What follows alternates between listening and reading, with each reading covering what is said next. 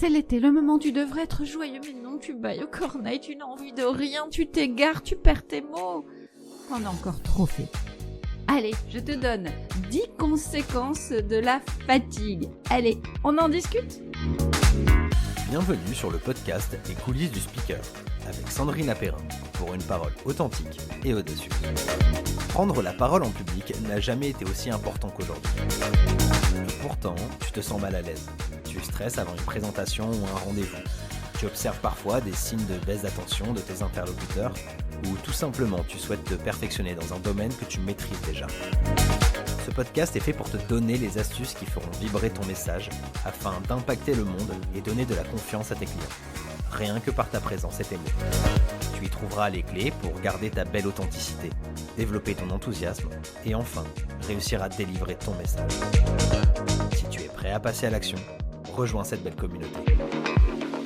Mais comme je te comprends, c'est ce que je vis en ce moment. J'ai même les idées qui déraillent, mon cerveau qui s'embrouille, l'envie de donner toujours plus et aussi de rentrer du financier, plus les histoires familiales, tout cela peut mener à un burn-out ou justement à des problématiques lorsqu'on prend la parole en public. Et non, mais arrêtons-nous avant de tomber dans ce burn-out. Dans cet épisode où je vais te donner 10 signes à écouter pour prendre soin de toi et de ton message, ça va être essentiel pour toi d'apprendre à les décrypter. Alors je vais t'en donner 10 signes à écouter, mais il y a certainement beaucoup plus de signes que tu peux comprendre. Alors le premier, c'est le bégaiement. Alors imagine, t'as présenté, peut-être que tu l'as vécu cette situation, t'as présenté un projet après une nuit blanche.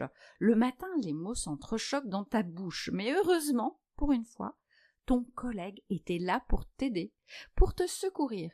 Mais imagine, si tu étais seul, comment aurait réagi le public en face ? Comment toi, tu te serais senti à la fin ? Le deuxième, l'agacement. Alors, je pense que c'est arrivé à tout le monde lors d'une formation, alors que j'étais épuisée. Une personne me pose une question qui me semble vraiment anodine que je viens de dire. Et là, je réponds sèchement à celle-ci. Le groupe est alors surpris parce que ce n'est pas dans mes habitudes. Mais la fatigue peut nous emmener dans ces petits travers. En troisième, impossible de se concentrer. Ça y est, t'as une réunion. La discussion bat son plein, le sujet est sensible. On parle de financier. Toi, tu pars sur une autre planète et à un moment, tu prends la parole, tu sais pas pourquoi, et tu parles de financier, bien sûr, puisque c'était le sujet. Mais eux, ils sont passés à autre chose. Ils sont en train de parler du repas que vous allez prendre dans 10 minutes. Et ils sont plutôt joyeux. Et là, paf ! Toi, ça y est, t'es déconnecté et on peut se moquer de toi, simplement. Ou alors, ne pas te comprendre. Plusieurs solutions. Quatrième, le manque d'énergie. Essentiel l'énergie. Je me sens si mou. Imagine que je te parle comme ça, là, maintenant. Quand tu embarques un groupe, ton énergie est essentielle au bon fonctionnement. J'y arrive. Ça m'est déjà arrivé d'être épuisée. Mais à la fin, quelquefois, on est venu me demander comment j'allais. Ah, j'avais pas la même énergie. Et les personnes qui me connaissaient, ont compris. Et puis alors quand tu rentres à la maison, là c'est patatras, tu t'effondres. Est-ce que toi t'as senti mon manque d'énergie quand je t'ai parlé ? Eh bien oui, c'est ce qui se passe. Et là, on impacte beaucoup moins. En cinquième, on a la perte d'authenticité. Alors t'es fatigué, épuisé, et tu dois présenter ton pitch. D'habitude, les personnes viennent te parler à la fin. Mais là aujourd'hui, ça fait pchut ! Ils n'ont pas cru en ton message. En fait, il y avait une incohérence complète entre ce que tu diffusais, ce que tu voulais dire, et ton corps, ta voix. Tu l'as entendu tout à l'heure. Et là, quand tu perds d'authenticité, les gens, ils n'ont pas envie de venir te voir. Sixième conséquence, des phrases incompréhensibles. Le verbe est placé au mauvais endroit, les mots ne sont pas justes, mais aujourd'hui, tu présentais un produit. Oui, ça arrive, Et tu sens qu'en face de toi, ils n'ont pas compris. Tu sens bien que tu n'as pas impacté de la même façon, que le retour n'est pas le même. Tout est à recommencer. Ah, 7e, ce fameux trou de mémoire. Grand silence. Tu ne sais plus quoi dire. Impossible de reconnecter les idées dans ton cerveau. Et là, t'es obligé de prendre tes fiches, pas le choix. Mais là, même tes fiches n'arrivent pas à réimpacter ton cerveau, à te dire « Ah, qu'est-ce que je dois dire ?» Donc, t'es obligé de lire. Et là, tu sens ton public partir, ne plus être présent. Parce que la lecture, à part si tu es un énorme conteur, elle ne va pas impacter de la même façon. Oh, cette voix monotone, 8e conséquence. Tu n'as qu'une envie de dormir et là, ça y est, tu as réussi. Tout le monde fait sa micro-sieste dans la salle. T'as l'impression que tu viens de leur faire une méditation, une relaxation et encore, on met de l'intonation dans celle-ci. Les gens se sont endormis, n'en peuvent plus, n'ont plus envie de t'écouter. C'est ce que tu es peut-être en train de vivre là, maintenant, alors que je te parle. Alors, oui, la voix monotone, quand on est fatigué, on n'y arrive pas à mettre cette intonation. 9e conséquence, des gestes incohérents. Alors, peut-être que déjà, tu as du mal avec tes mains, tu sais pas où les mettre, mais là, quand on est fatigué, tous les gestes sont complètement fous. Alors, moi, renverser un verre d'eau, ça m'arrive régulièrement. On peut aussi glisser sur un tapis, donner un coup à la personne qui est juste à côté. Tout est possible. Et là, il va pouvoir y avoir quelques conséquences. Soit on va faire rire le public. Alors, s'il rit de façon bienveillante, c'est pas très grave, on peut rebondir. Soit ça va les déranger, nos gestes qui sont complètement incohérents. Et en même temps, ça va rejoindre, tout à l'heure, je te parlais du paraverbal qui est incohérent. Et du coup, peut-être que le discours ne va pas avoir le même impact. Oui. Alors imagine, en 10e conséquence, que tu as multiplié plusieurs des 9 premières. Qu'est-ce qui va se passer? Eh bien là, tu vas perdre en confiance. Parce que la confiance, c'est pas quelque chose qu'on vit tout le temps. Elle peut être en baisse certaines journées. C'est normal. On n'est pas toujours au même degré. Et là, tu bugs sur toi. Tu finis même par t'excuser. Alors, est-ce que tu vas réessayer? Est-ce que tu vas recommencer? Ou alors t'enfouir sous ta couverture? C'est le problème. Quand on est fatigué, du coup, la confiance baisse et on n'a plus envie. On a envie de tout lâcher, de tout abandonner.